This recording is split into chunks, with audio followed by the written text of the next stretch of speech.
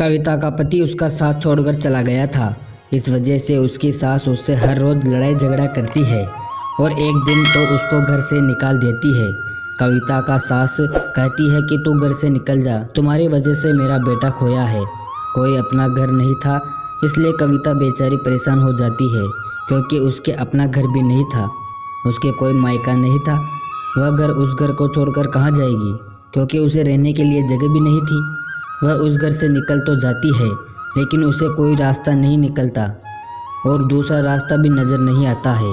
कविता बहुत ज़्यादा परेशान थी। तभी वह सोचती है कि उसे खुद के ही जीना होगा। वह आगे बढ़ती है, गांव-गांव में जाती है, लेकिन गांव में भी उसकी मदद करने के लिए कोई तैयार नहीं था। कविता एक ऐसी औरत थी जो अपने मेहनत व ईमानदारी के दम पर काम करती थी। एक समय की बात है जब कविता अपने ही गाँव में सब्जी की दुकान लगा लेती है और सब्जी और फल फूल बेचने लगती है।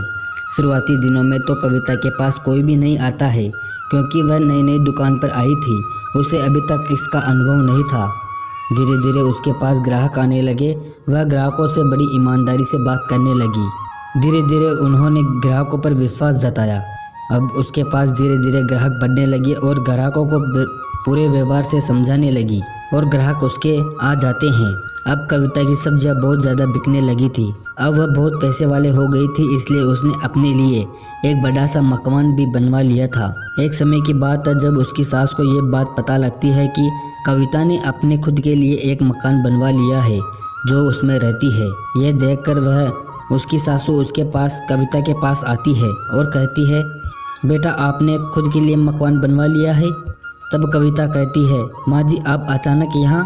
तब उसकी सास कहती है, बेटा मैं अकेली हूँ, मुझे बहुत याद सता रही थी तेरी, तो तुझसे मिलने आ गई। अच्छा हुआ माँ जी आप मेरे पास आ गई, मुझे आपने निकाला इससे ज़्यादा फर्क नहीं पड़ा।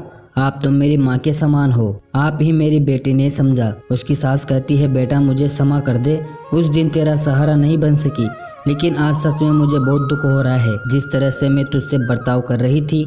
माँ जी आपको तो मैंने हमेशा अपनी माँ के समान समझा था, लेकिन आपने ही मुझे अपनी बेटी की तरह नहीं समझा। बेटा मुझे लगा था कि तू मुझसे घर से निकाल देगी, लेकिन तू तो मुझे बड़े प्यार से ही बातें कर रही है। ये सुनते ही कविता सास को अपने पास रख लेती है।